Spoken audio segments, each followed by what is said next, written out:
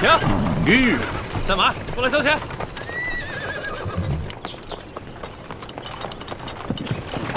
慢点啊！怎么了？我们要过去。废什么话？到那边交钱。交钱。军爷，我们过路要交什么钱啊？要想过关，先交税钱。哦，税钱。怎么不走了？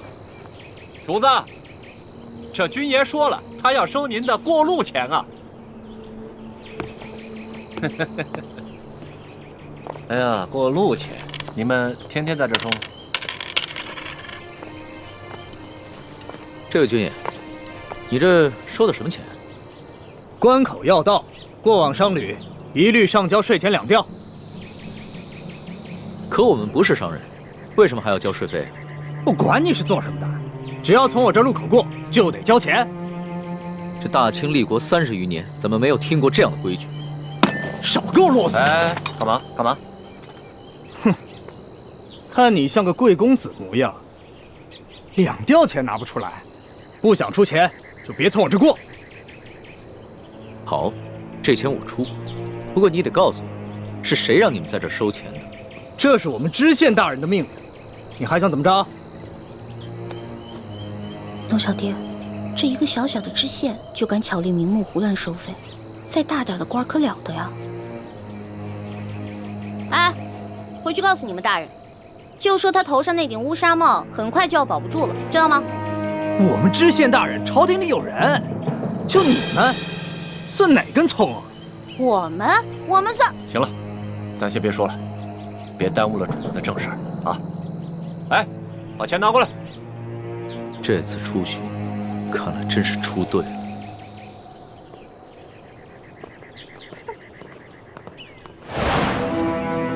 哎，进城交税。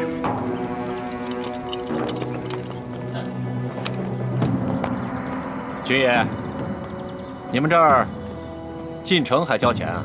交啊，每车5钱。每车收5钱？又怎么了？主子，这位军爷说了，进城的车辆收税，每车5钱银子。车辆进城也要交税啊？你们还有没有王法？王法，知州大人就是这儿的王法，这命令可是知州大人亲自下的。来吧，给钱，走。哎，你们呀，真的不知道什么叫王法。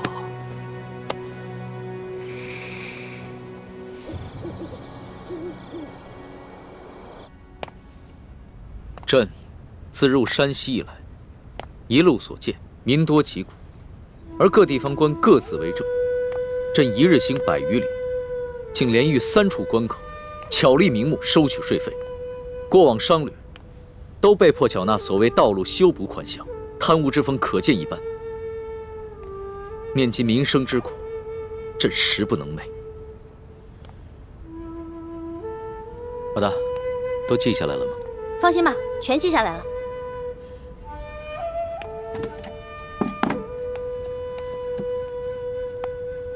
老大，你觉得我能算是一个好皇帝吗？你呀，马马虎虎吧。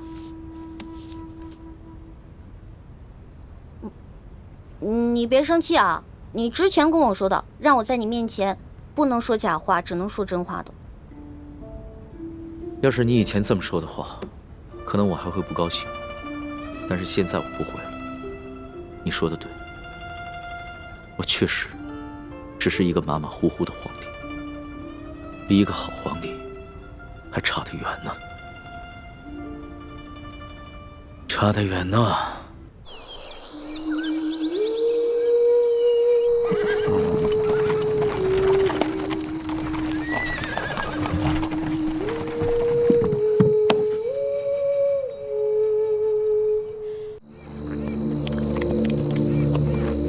主子，这口井也是干的。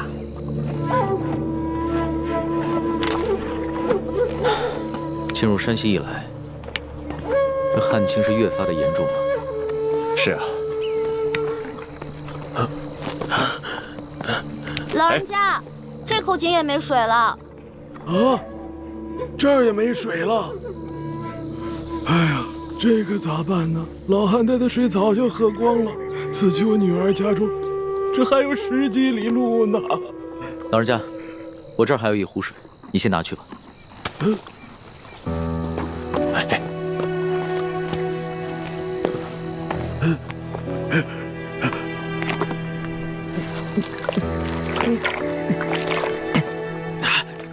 多谢，多谢。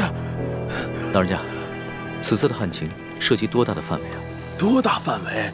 这方圆数百里，5万顷土地，12万人口，颗粒无收，颗粒无收啊！我活了70岁了，这是我见过的最严重的一次旱情呢。哎，多谢啊！老人家慢走。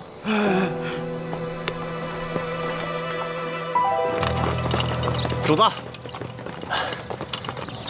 启禀主子，这个小村庄有几十户人家，房子都挺干净的，咱们借宿没问题。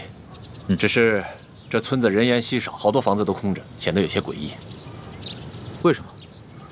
这些民房都好好的，有一些一看还是新翻修过的，怎么会没人住呢？是啊，房子是挺新的，就是没人住。也许这儿不久之前遭过匪患吧。这户院子里倒是有炊烟冒出来，应该有人，我去看看。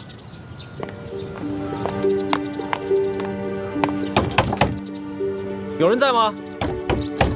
官爷不必再催了，老夫就是死也要死在自家老宅子里。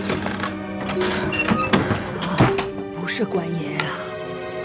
老人家，我们是过路的外地商客，错过了宿头，能否在这里借宿一宿？房钱要多少，随便你开。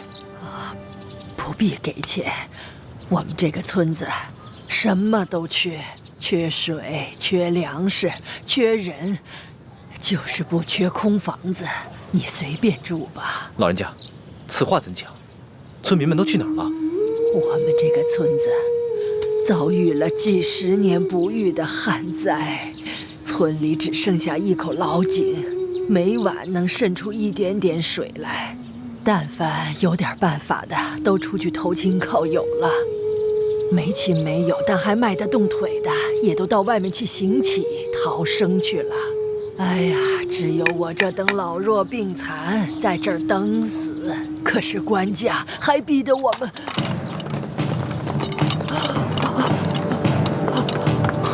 快保护主子！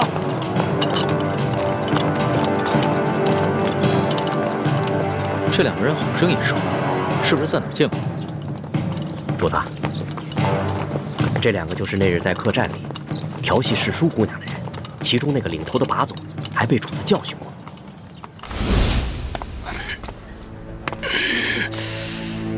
怎么回事啊，老杨？这还是个高手呢。吃瘪了吧？哦，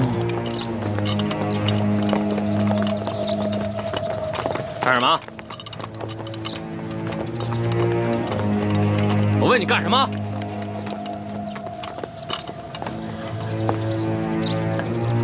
杨婆子，我还正纳闷呢，就凭你不敢抗命啊？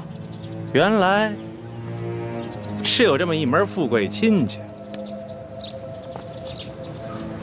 裘老板，你可别牵连无辜，老妇哪儿来的这等富贵亲戚？他们都是过路的客商，在我家借住一宿，明天就得赶路的。路过的客商，让我瞧瞧。哎，咱们是见过的是吧？啊？哟，姑娘，你也在这儿呢，真是缘分呐！你是谁啊？我根本不认识你。你还好意思说呢？那是在客栈喝醉了闹事，他就是被我教训的那个。哎呀，羞死人了！原来你还是个朝廷命官呀！那日你当众调戏我家的丫鬟，就已经失了体统。你还追到这个村子来，没完没了是吗？你老杨，咱们今天来办正事儿的，你还穿着官服，收敛一点。也对，老子懒得理这些外乡人。几位，老子是来办公差的啊！梁婆子，怎么着？今儿个你是搬呢，还是不搬呢？不搬，老夫就是死也要死在我自己的房子里面。你敢公然抗命是不是？你是不是不想活了？老人家，你是不是将房子作价卖给了他们？卖给他们？客官，这房子是老夫夫家留下来的祖产，房子后面还有几亩良田，老夫家祖孙几代人就靠这点良田生活。如今虽然不幸遭遇了旱灾，可老夫也舍不得变卖这个祖产呢。这个裘老板仗着官府里有人，随便给了仨瓜俩枣碎银，就要强行圈走咱们整村的房田地呀！你闭嘴！老不死！裘老板给你安置费已经是大发慈悲了，你还敢在这里计较或多或少的？你信不信我现在就捆了你？行了行了，梁婆子，圈地的文书是巡抚衙门发的，你向几个过路的客商诉苦，有用吗？可是在下听说，顺治爷曾下过明诏，废止圈地。几位是读书人吧？啊，哼，看着就像，带着那么一股子迂腐劲儿。古往今来，这皇帝总说王子犯法与庶民同罪，但谁曾见过哪个王子犯法真与庶民同罪？就算是在皇城根底下，那些王公大臣不也是一大片一大片的圈地吗？皇上不也是睁一只眼闭一只眼吗？几位是过路的客商，我劝你们别多管闲事。听清楚了吗，老太婆？明日一早，我就带人来这里破土强拆。届时你还没搬走的话，那我就把你埋在这破房子里。老夫就在这儿等着你们，我就是死也要死在我自己的老宅子里面。哼！巡抚衙门令，凡是胆敢公开对抗官府者，皆按谋反论处，格杀勿论。所以今天老子就是杀了你，也是在执行公务。最后再问你一遍，搬还是不搬？不搬。那明白了。你既然铁了心不搬了，那也好。那你今天晚上就吃得饱饱的，免得明天做个饿死鬼啊！呸！看什么看？小心我把你双眼给挖出来！哟，瞧瞧，富商家的丫鬟都不一样，脾气这么大，挖我眼珠子？来来，挖，退下！干什么？真想打架呀？看清楚，爷可是巡抚大人的直属亲兵，你们要是真敢跟我动手的话，那就是造反！来呀！老杨，几位，老杨，这几个人呢，出言不凡，气度也不凡，像是有些身份的，别节外生枝。先回去，啊，先回去。走，几位，请吧。梁婆子，到底搬还是不搬？你可要想清楚了。诸位，告辞。哎，主子，这几个混账东西不给他们点教训啊？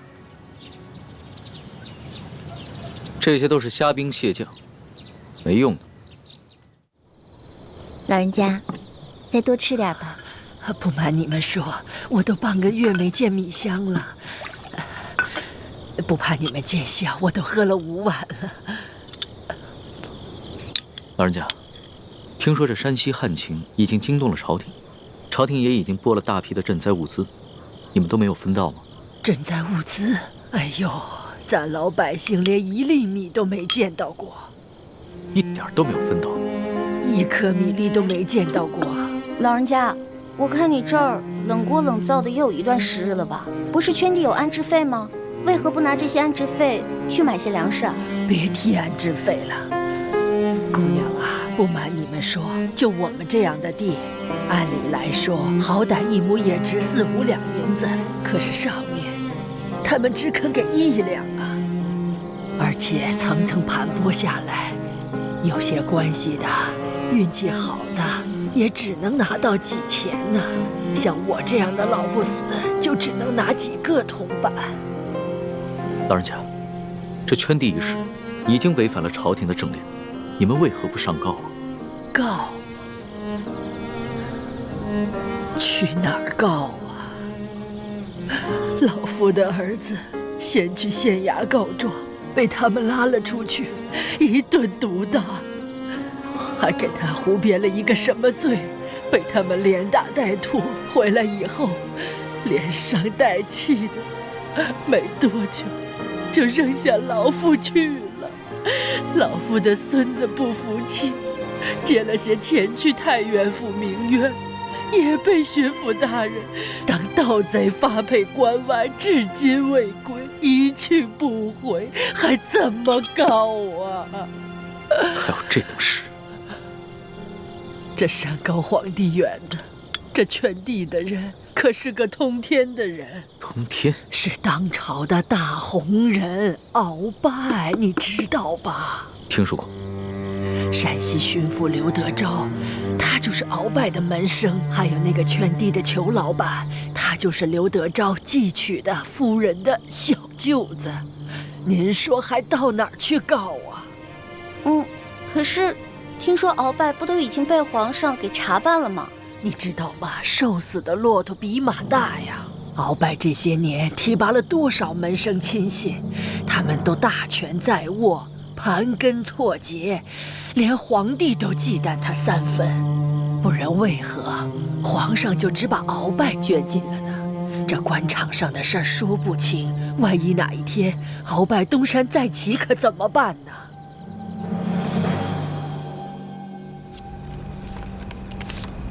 好了，主子，今天的见闻全都记下了。你小心收好，等我回京了之后，就一桩一件的查，一个一个的办。主子，消消气，今天晚饭都没有吃，保重龙体要紧啊。坐吧。是。这所见所闻，我还怎么吃得下？顺着朝就已经下的禁令，到现在还有令不止，让许多百姓流离失所，无家可归。最重要的是，他们还敢鲸吞朝廷的赈灾粮款。你爹爹的密奏，所言非虚啊。主子，那咱们可得小心了。听说这山西官场，鳌拜残存的势力不可小觑，他们掌握的地方官兵足有上万。万一他们知道了主子在微服私访，起了歹心，可了不得。小不忍则乱大谋，只能暂且忍着了。可是，他们明早就要来强拆了，这些百姓们该怎么办？那个叫杨八狗的，还有刘德昭新老婆的那个小舅子裘贵吧，他们一个个都是心狠手辣的角色。如果咱们一走，那几户宁死不搬的村民不得被他们活活给弄死啊？不会吧？这村子里还有几户人家，10几口人，我不相信他们敢全都杀了。主子还别不信，我在山东行医的时候也遇到过类似的事情，也是有几户村民不肯搬迁，那圈地的是鳌拜府上管家的表弟，直接派人在半夜里放了火，却推说是他们自己不慎烧了房子。那几户家人当中，有几个性子烈的，想要上京告御状，却在半路上被一伙身份不明的歹人给杀了，案件至今未破。啊，老奴老家也发生过这样的事情。那不搬的一家5口被灭门，却推说是得了瘟疫，其余人也都是敢怒不敢言。那怎么办呀？咱们可得救救他们呀，不然咱们走了，这些老百姓不得被那些豺狼给吃了？可现在出现伤势危急，我必须尽快赶过去看一看，听他详细汇报山西官场的情况。只有掌握了足够的证据，才能把这些豺狼一网打尽。那我们就眼睁睁看着这些豺狼把人给吃了吗？哎，诗书姑娘，现在主子的安危是最重要的。这俗话说得好，强龙不压地头蛇。主子您的身份是万万不可暴露的。这样吧，待会儿我们进村查一下，然后再做打算。哎，主子，您瞧，那户人家好像有人哎，你听，他们好像刚生完孩子。只可惜，明天一早就得拖家带口背井离乡。可怜的孩子。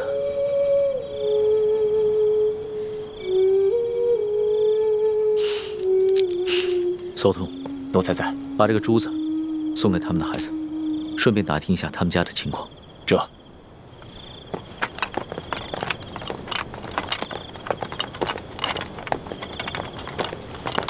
喜欢呢？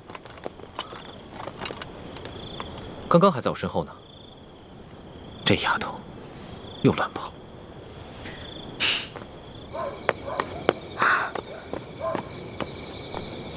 哎，我明明听到有人求救的呀！救命啊！快走！救命啊！站住！干什么呢你们？当兵的居然强抢民女啊！嘿呦，瞧这小脸够水的呀！要不一起带回去吧？舅老爷见了一定喜欢。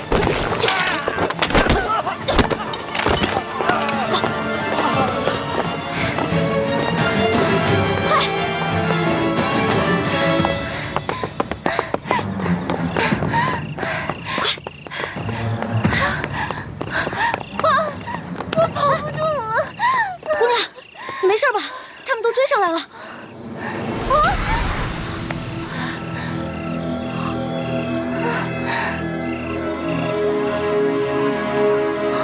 天哪，她怎么长得这么像雪姐姐？难道这舒婉欣逃跑1个月了，我们也想不明白她没有报官的原因。但是，她极可能已回山西老家去找她父亲舒剑了。哎呀，此处离太原府不远了。难道她就是从明珠谷逃出来的舒婉欣？可是她一个弱女子，为何不报官，却要独自千里迢迢逃回老家呢？花儿，一焕，花儿，你在哪儿啊？在哪儿啊？一焕，来，姑娘，咱们躲这儿，快点，就这儿啊，快！哎，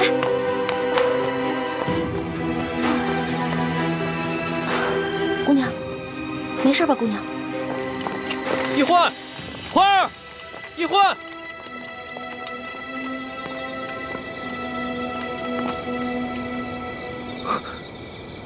屋里好像有欢妹的呼吸声，但似乎还有另一个微弱的呼吸声。欢妹竟然没有发声，定是事出有因，不便现身。这丫头跑哪儿去了？这丫头真是太不让人省心了。一焕，没事吧？你脸白成这样，是不是特别饿啊？来，姑娘，吃吧。啊，谢谢。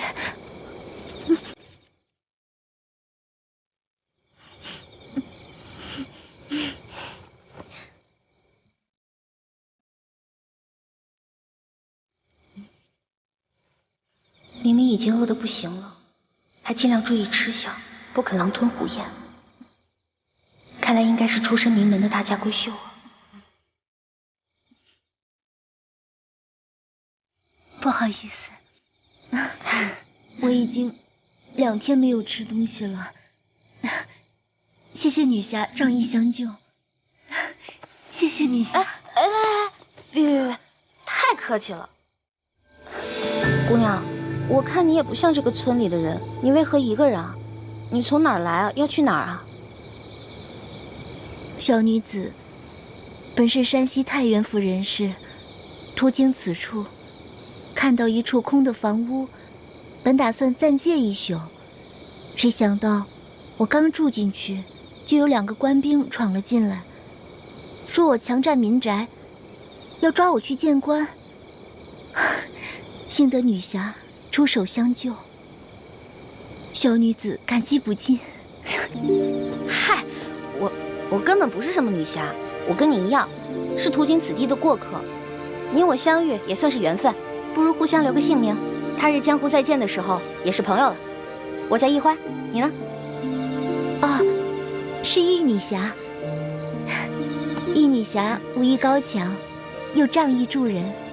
小女子能够结识易女侠，是小女子的荣幸。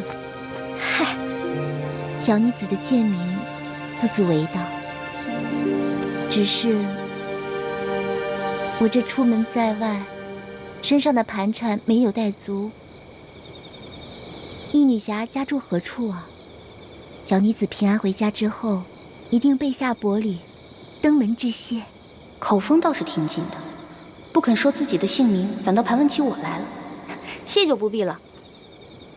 我看咱俩年龄相仿，我是顺治12年5月初4生的，不知道该管你叫姐姐还是妹妹啊？小女子出生于顺治11年3月初8，可不就是舒婉欣的生辰？那你比我大，我应该叫你姐姐。姐姐，你一个人手无缚鸡之力，怎么就跑到这儿来了？也没个伴儿陪你啊？唉，2个月前，家父把我献给一个有权有势的男人，那个男人要在很多姑娘当中挑选妾室，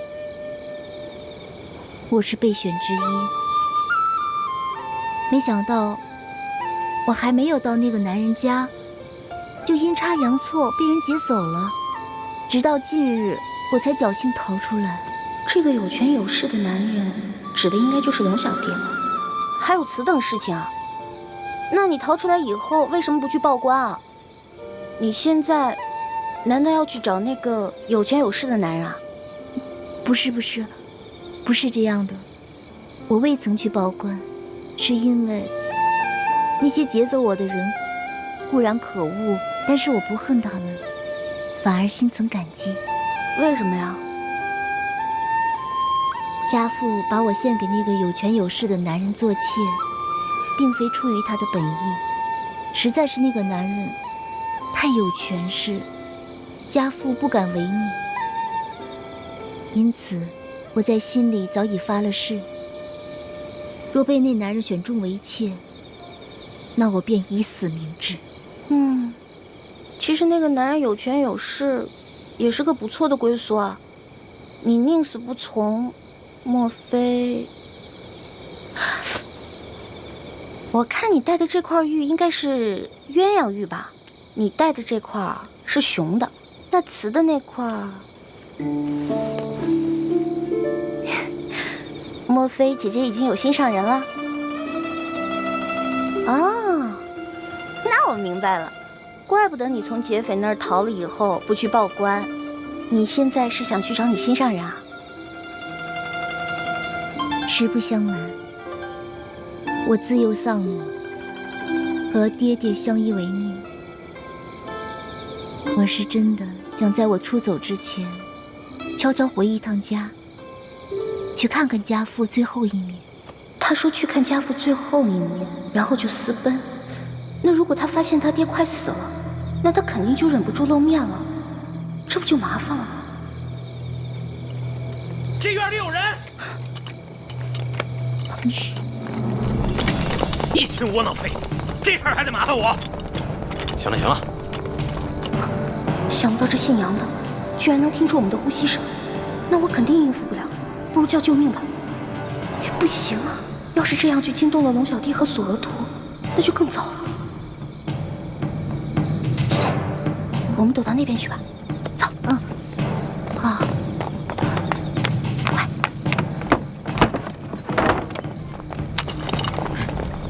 怎么了？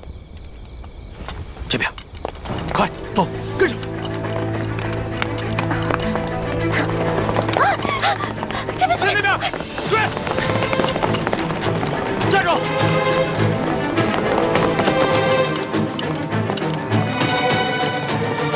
这一关到底跑哪儿去了？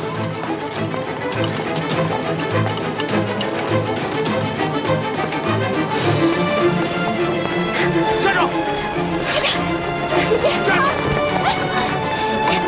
姐姐，没事吧？别动，别动！你们干什么呀？不干什么，来啊，拿下带走。是。等会儿，你不是？哎，老爷，哎，啊，这丫头不是跟那几个富商在一起的吗？啊，怎么了？我总觉得那几个富商没那么简单。找另外一个，这个不说，免得节外生枝啊。也行。啊，兄弟们，把这个带走。是。快走！不行，姐姐，后面，姐姐，快走！雨翔，快点！姐姐，姐姐，别喊了，现在没人那边有好多人声，去看看。好，老实点，走。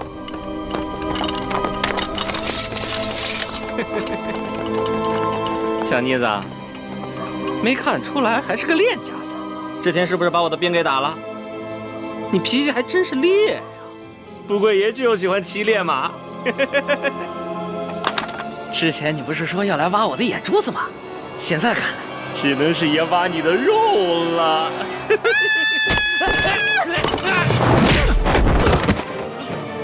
老大，你没事吧？我没事，没事。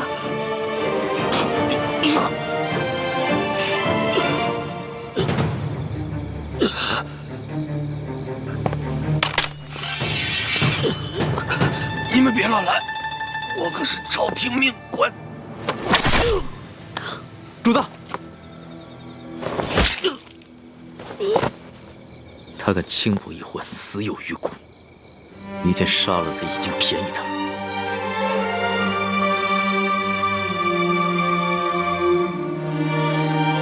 这还是我平生第一次亲自动手杀人。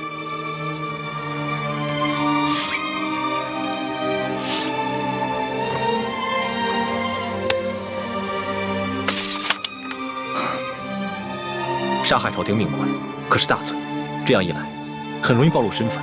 杀了就杀了，想办法善后。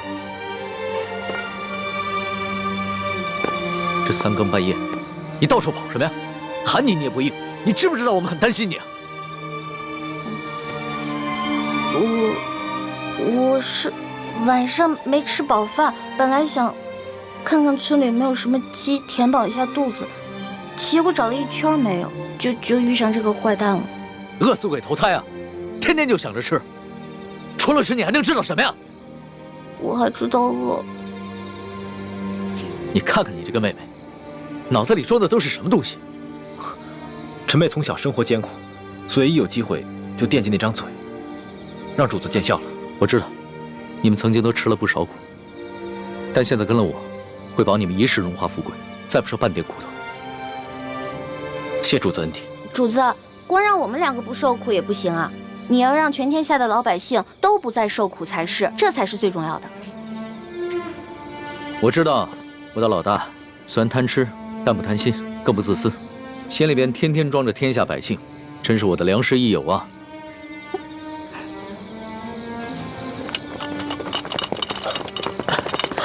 主子，主子，这怎么回事？不必慌张，先找个地方把他埋了吧。这，来人呐，把他拖下去。这，快！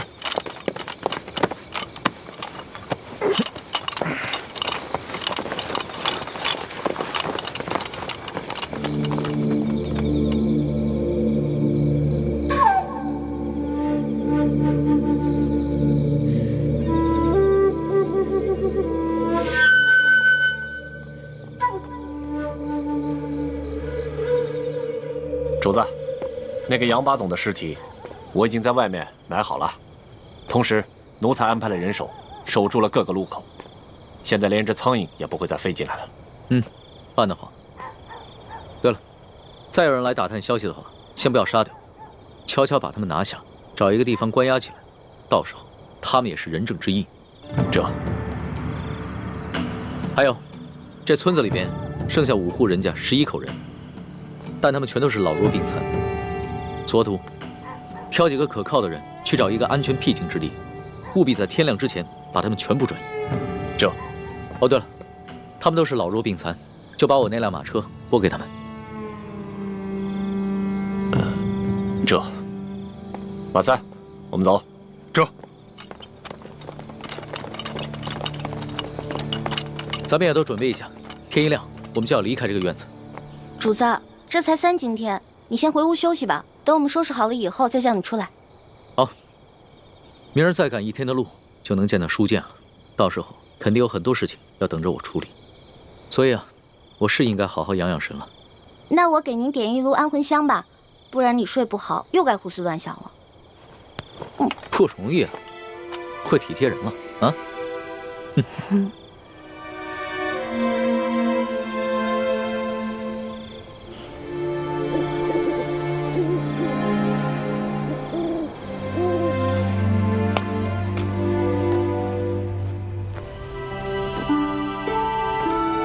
主子睡着了。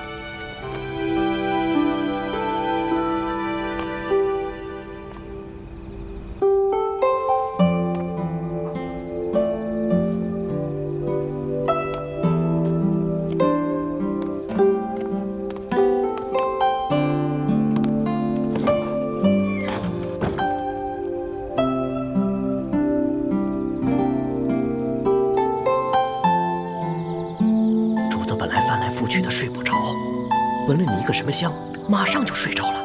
你说，到底给主子闻的是什么香？就是普通的安魂香，您放心吧，对身体无害的。真的？真的，叔父，我怎么可能骗您啊？哎呦，你就不要再叫我叔父了，好不好？咱们最好是永远都不要认亲。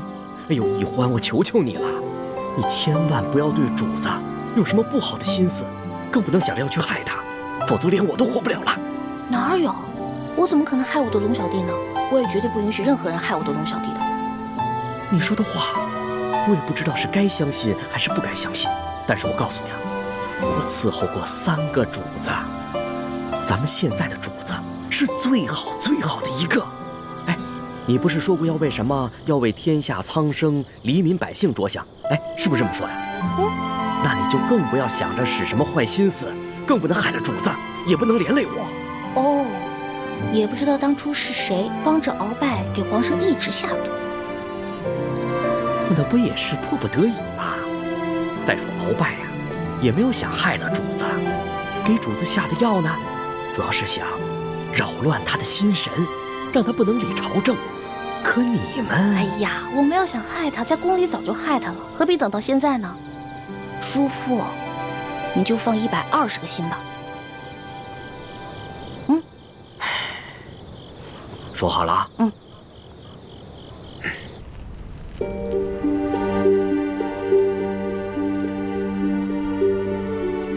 我给康熙下的安魂香的分量很轻的，索额图在安排村民，很快就会回来，咱们得抓紧时间。你能确定那姑娘就是舒婉欣吗？我看看。当然了，我生辰都对了，错不了。幸好她被刘德昭的小舅子给抢走了，否则被索额图发现，那可就麻烦了。可他现在落在恶霸手里，不定后果怎么样呢？咱们得去救他。都什么时候了，你居然还想着去救舒婉欣，怎么敌友不分呢？六师傅，他不是咱们的敌人，他是无辜的。他威胁到咱们的大业，那就是我们的敌人。可是你这话说的不对，六师傅。怎么不对了？我们替先帝报仇，光复大明，那才是大是大非。这些小事情根本就不用计较。六师傅，易欢说的没错，舒婉欣必须得救。他从明珠谷逃出来以后，一直没有报官说出自己的真实身份，是想着悄悄和自己的心上人私奔。但眼下他落在了刘德昭小舅子手里，为了自保，他很有可能说出自己的身份。刘德昭知道真相后，必定会上报朝廷。那样的话，倾城的身份也会暴露。可我们眼下怎么救呢？我们亦不熟悉路线，又不知道他们把人抢到了何处，而且这天就要亮了，实在是来不及啊。这样吧，一会儿我装病，留下来和那些村民一起去休养。等你们走之后，我就会悄悄地去找舒婉欣。如果她没有暴露身份的话，那我就会把她救出来，并把她送到明珠谷。倘若她暴露了自己的身份，那我只能杀了她，和所有知情的人一绝后患。六师傅，你不能这样。如果这样滥杀无辜的话，跟当年清军杀无辜的老百姓有什么区别啊？欢儿，你怎么跟六师傅说话呢？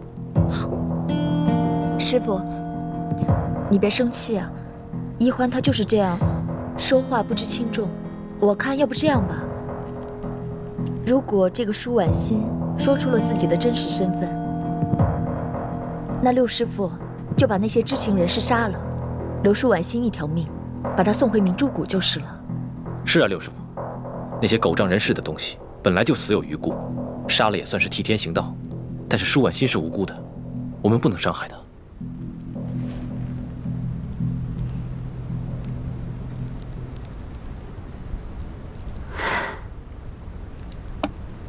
既然太子都已经这么说了，那就这么决定吧。谢谢刘师傅。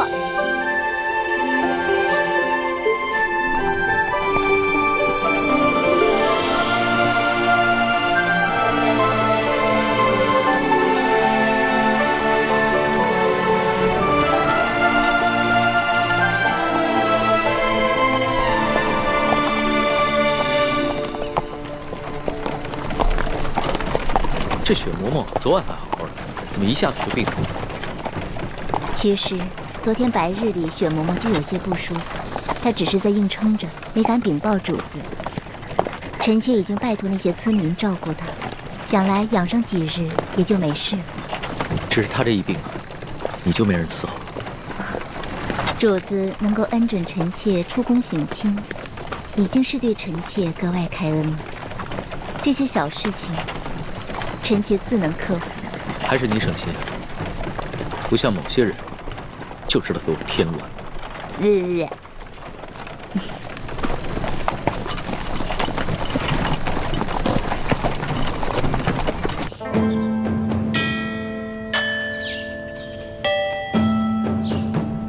左徒派人送来了密奏，说皇上已经进了山西境内，应该很快就能悄悄地见到书剑了。这是皇上第一次微服出京，只愿皇上能托皇祖母的福，顺顺利利、平平安安的就好。玄烨他是爱新觉罗的子孙，他若是只在紫禁城的方寸之间长大，他怎么能够管好这万里江山？让他出去历练历练也好啊。纵然会有一些波折意外，但皇上乃天子之命，也必定能化险为夷。皇后不必太过担忧。妾身别的倒不担忧，只是不放心这李氏兄妹二人。你放心吧，哀家再三地嘱咐索图和李德福，让他们盯牢了李氏兄妹。况且李氏兄妹若要真的有图谋不轨，那在这宫里头早就应该下手了。既然他们没有异常举动，就说明他们的目标并不是暗害皇上。此次山西之行也能让皇上和我们大家都能看清楚，这李氏兄妹值不值得信任。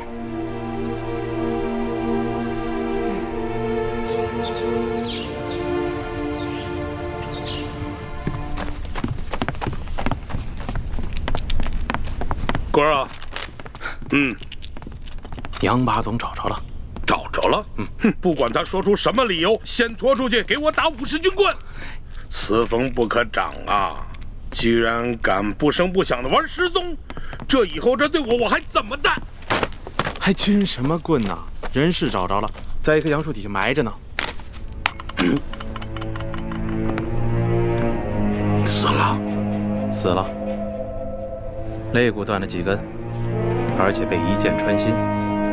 我纳闷呢，淮阳村的10几个村民没这个能耐啊，除非是那几个外地来的客商，他们带了一群保镖，而且个个身手不凡。二公子，这钦差大人迟迟不来，难道咱们就一直在这傻等吗？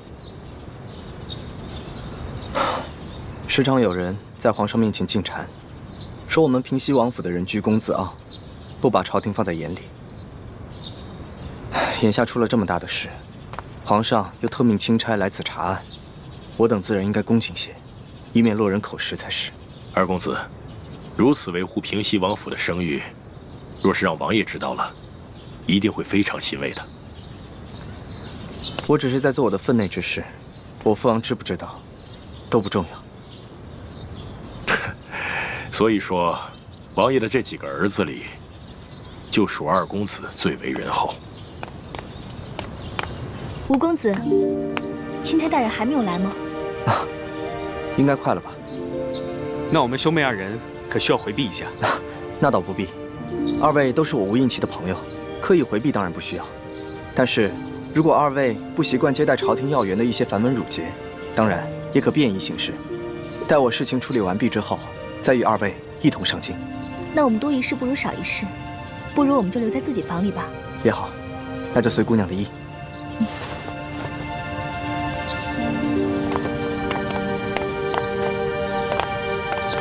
秋贵啊，你的意思是说，杨把总是被这几个客商所杀？要我看，不但杨把总是被他们杀的，连那10几个失踪的淮阳村民，也跟他们脱不了干系。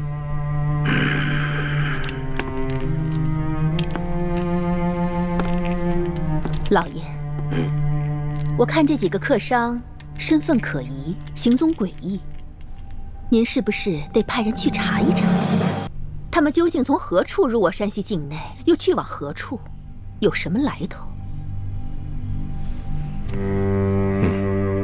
香娥，卑职在。此事就交由你去办。卑职遵命。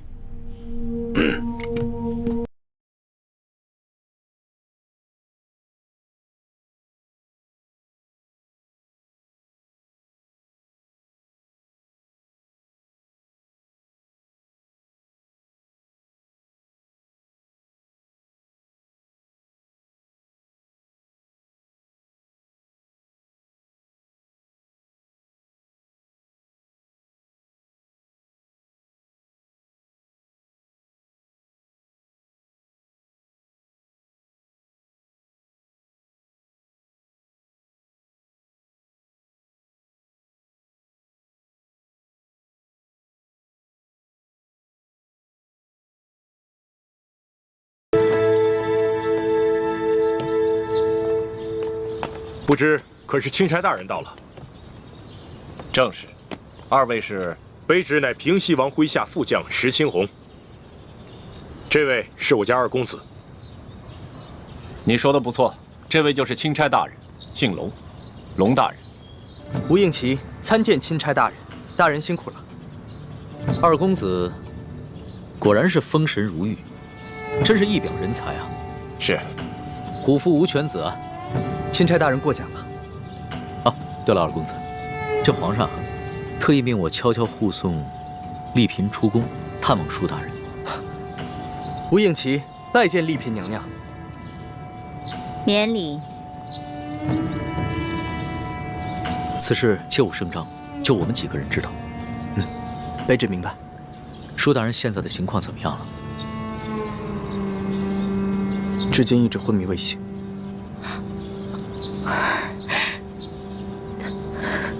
丽嫔娘娘，别伤心了，说不定等会儿舒大人见到娘娘，就会醒过来了。秋贵啊，你说这几个村民怎么会无缘无故的失踪了呢？而且这些剩下的村民皆是一些老弱病残，你说他们都去了哪儿了呢？要说他们杀了杨把总，是因为杨把总调戏了那个客商的婢女，他们失手杀人再埋尸，这说得过去。可是为什么要带走那10几个村民呢？这不合乎情理啊！难不成他们是想将这些村民留作证人，将来去京城告御状不成？有这个可能。淮阳村的梁老婆子一直都是个刺儿头。哎，你想啊，他儿子告状被咱们给弄死了，他孙子接着告，咱们给他发配关外，他能跟咱们善罢甘休吗？而且就这么巧，那几个客商就投宿在他家里，他肯定没少说咱们的坏话。说，还有脸说？消消气。既然知道这个老婆子是个刁妇，为什么早不处理啊？留下如此之祸患？我哪知道啊？他一个老婆子风烛残年了，有上顿没下顿，能活几天呀？谁成想半路杀出个程咬金，跑出这么几个客商来。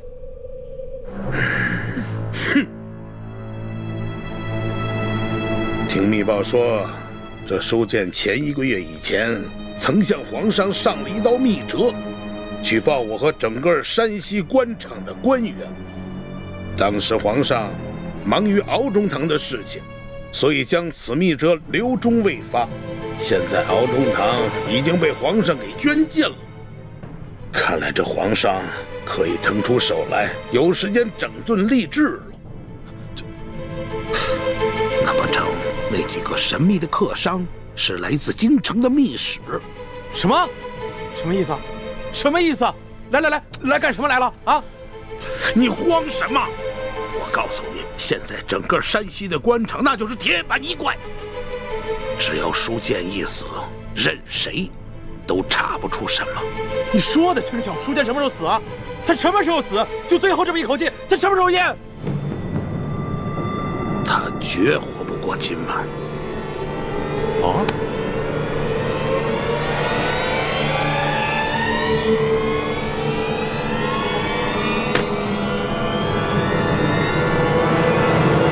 龙大人，您陪着丽嫔娘娘先去探望舒大人，卑职带着手下把这驿馆里里外外都搜查一遍，布置好安防。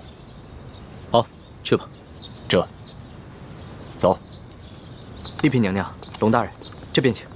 娘娘。二公子，二公子，刚刚我家老爷醒过来了。当真是皇恩浩荡啊！这丽嫔娘娘和钦差大人一过来，舒大人就醒了。看来真是被本钦差给说对了，舒大人一定是知道丽嫔娘娘要来探望他，激起了他的求生欲望，所以他就醒了。多谢大人吉言，这都是托了皇上的福。二公子，那就请带路吧。是。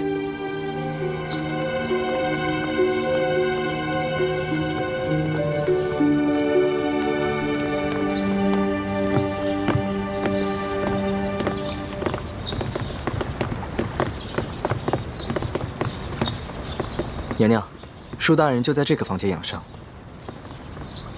哦，对了，皇上有一封密诏要我单独交给舒大人，有劳二公子先行回避一下。啊，好，那我等告退了。嗯。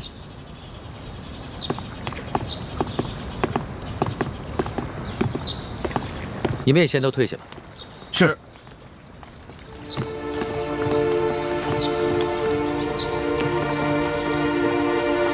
一欢，你们三个就先在门口候着吧。好，这婉欣，等会儿见到你爹，一定要控制住自己的情绪，千万不能太过激动或者悲伤，要不然的话，很可能会刺激到你爹。这样的话，他的伤势很可能会更加严重。是，臣妾遵旨。进去吧。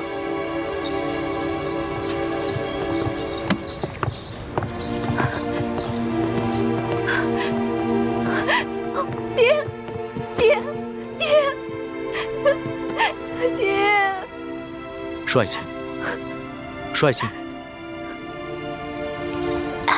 舒哥哥，怎么办啊？你说这书剑会不会认出徐姐姐是假冒的？谁也没想到舒剑还能醒过来。事到如今，只能随机应变了。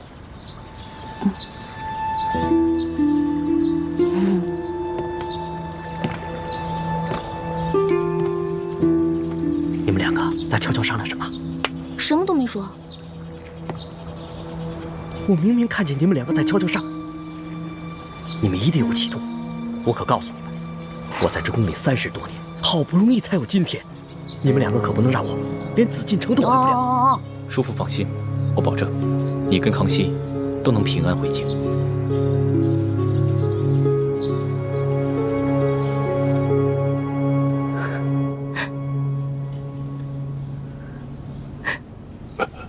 皇上，先别急着起来，安心躺着。舒爱卿，不仅朕来看你了，你看看，还有谁一起来了？爹，你是？我是婉欣啊。婉欣，你怎么还戴着面纱呀？啊，臣妾有喜有忧，都糊涂了。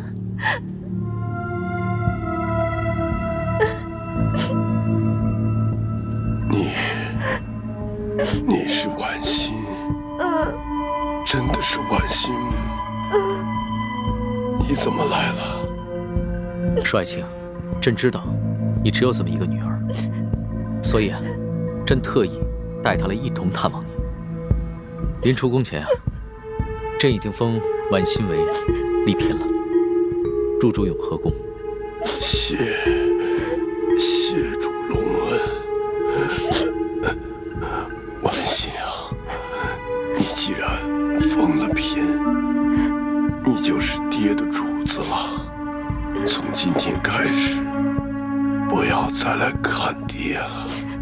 要好好的伺候皇上。婉心，你忘了刚刚朕怎么跟你说的？别老顾着哭啊！皇上，臣妾忍不住，臣妾忍不住。行了，那你先去一边稳定稳定心思，朕先和你爹说几句话。是。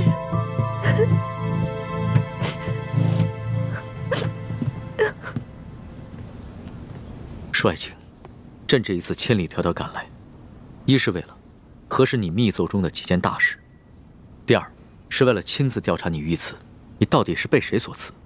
为什么他们要行刺于你？他们是不是因为知道你给朕上了密奏，想要灭口？不是灭口，是想要金钥匙。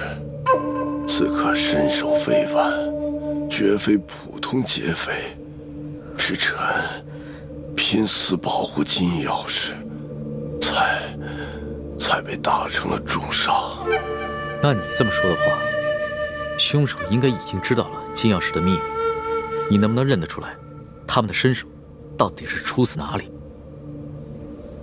不知道，臣只知道，在事发的前一天晚上，平西王府秘密的派了个人来。帅卿，婉心，快倒水来。是。帅卿，帅卿。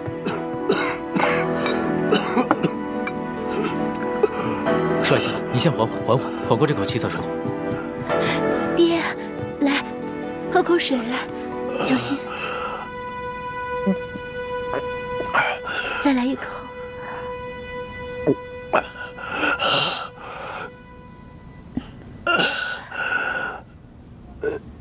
怎么样，好些了吗？你刚刚说的平西王，平西王派谁来？派他来做什么？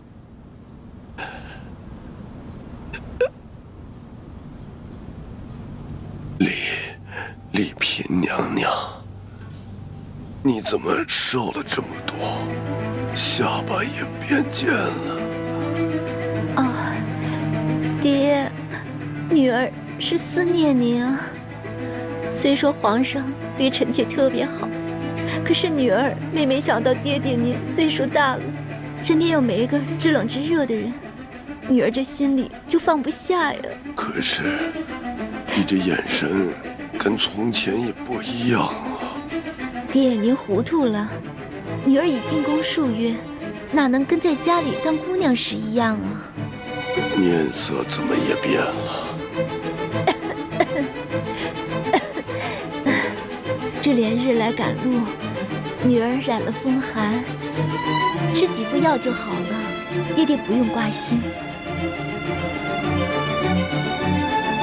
啊！爹！帅卿，帅卿，帅卿！李太医，李太医！主子，怎么了？你看看，帅卿晕过去了。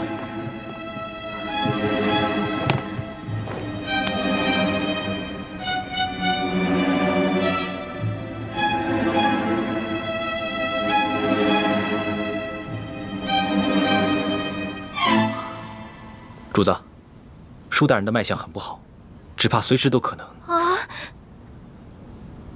那可还有救？真尽量一试。只是舒大人本就重伤未愈，又元气大伤，好不容易见到了主子，还有丽嫔娘娘，难免心情激动，多说了一些话，自然便撑不住了。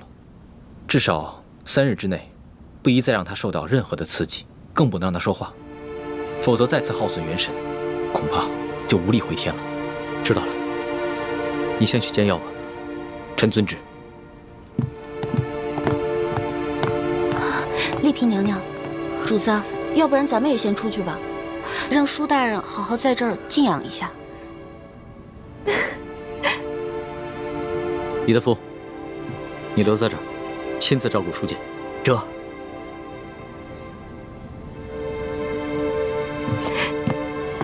走吧。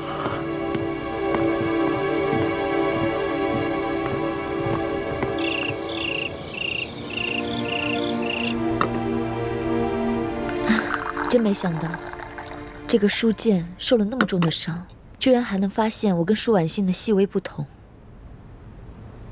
多亏我在他的水里下了迷魂药，把舒剑迷晕了。小心，快到温水了。是。舒婉欣，舒婉欣。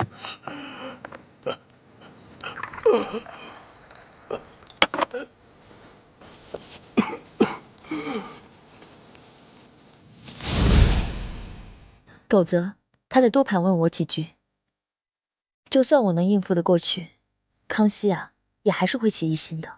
也不知道六师傅找到舒婉欣了没有？